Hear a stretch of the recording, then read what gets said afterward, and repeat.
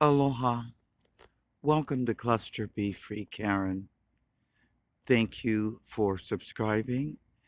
If you find something of value here, please give a video a thumbs up and subscribe if you're not already a subscriber. If you've gone through the mill with an individual, whether it's a romantic relationship, friendship, business partner, jobs, if you're dealing with someone that you have gone to the DSM-5 published by the Psychiatric Association recognizing mental illnesses, you've looked up, you've Googled terminology, things that this person is doing, and it's come back narcissism or antisocial personality disorder, which is the new term for sociopath, psychopath. But a person that's a narcissist is not necessarily a sociopath or a psychopath, but a sociopath and a psychopath is always a narcissist. When you've been discarded by one of them, or you finally got fed up and escaped, got away from them, there's pain, there's discomfort, there's ruminating. If you still care about that person, there's the trauma bond, even though they may have physically damage you, and they always mentally, emotionally, psychologically, spiritually, sexually, sexual withholding, financial abuse. They put you through the ringer.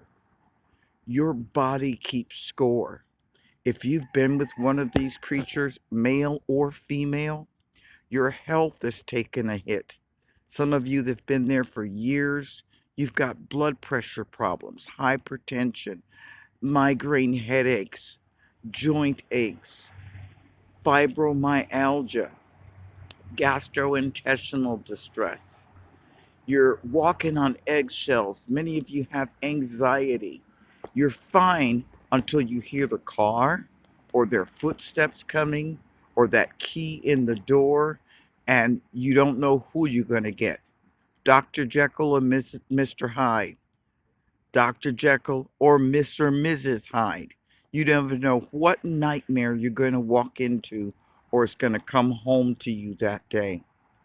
Well, when that relationship, that transaction ship, because that's what it's all about, they didn't love you. What they cared about is what you did for them. People, please understand this. You fell in love with a character that didn't exist. So you're going to need to go through a grieving period, a recognition that, yes, you were in love, but the person you were in love with isn't real. That's like falling in love with an actor on a movie screen. You may feel that way, but that actor doesn't feel that way about you, no matter how sexy they may appear.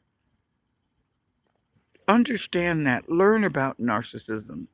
You know, when you get rid of one of these creatures or they dump you, you're going to go through pain. But let me remind you of the things that you don't go through, especially when you refuse the Hoover when they come back, and invariably many of them do, weeks, months, even years later. You know what? Without that person in your life, once you start getting the education and get some time away from them and the gaslighting and the chaos and drama, you start realizing, wait a minute, I'm not walking on eggshells anymore. No more slammed doors. There's nobody mocking me when I say something.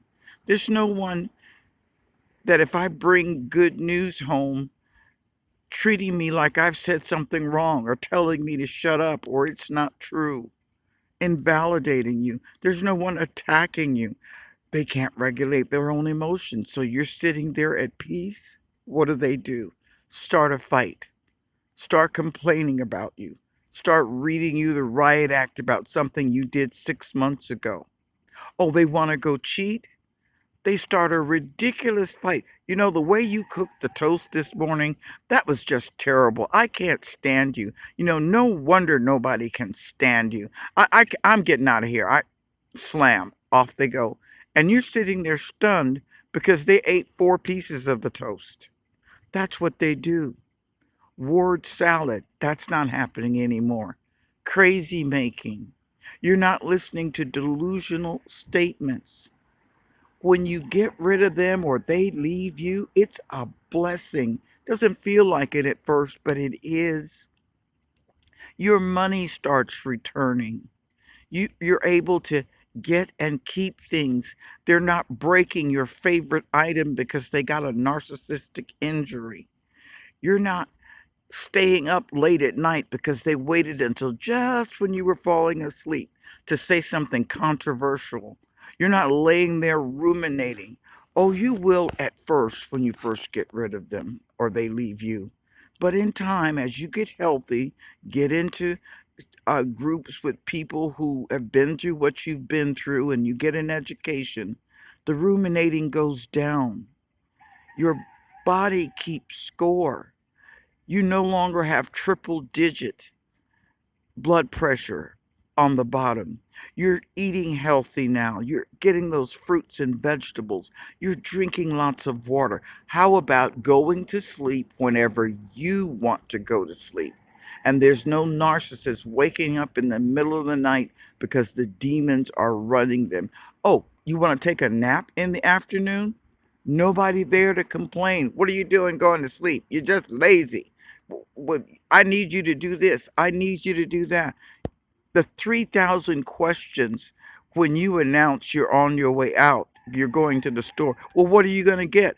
Well, what store are you going to? Well, how long are you going to be gone? When are you going to get back? Who are you going to see? No more interrogations. You can breathe now. Without a narcissist in your world, you can start developing healthy habits, returning to God. Those of you who are believers, there's no one mocking you about reading the Bible. And if they're a spiritual narcissist, they're not there reading you the riot act and misquoting the Bible.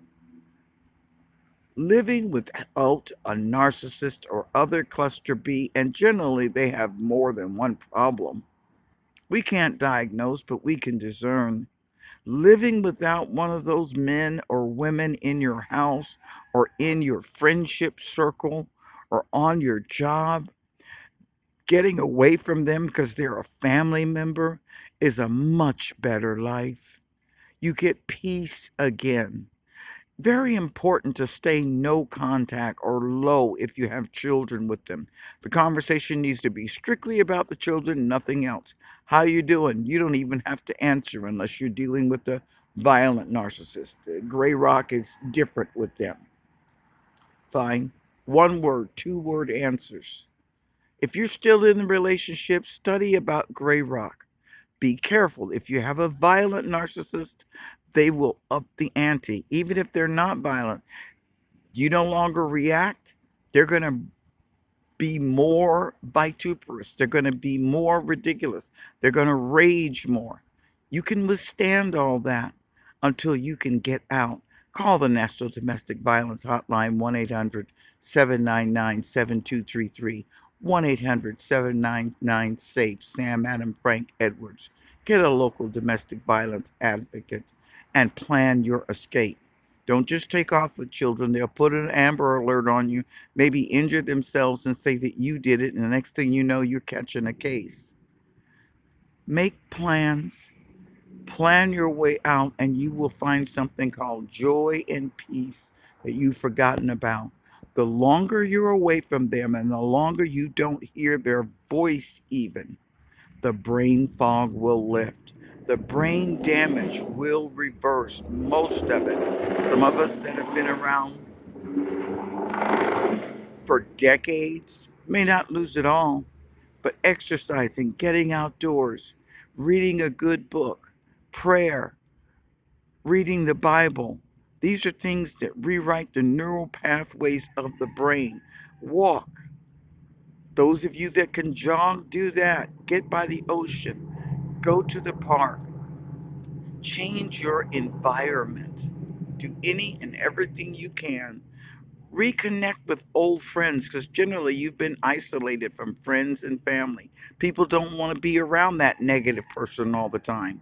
So they've gradually dropped off. You don't want to go places because you know she or he is going to act the monkey and embarrass you or get drunk and say something stupid or humiliate and attack you.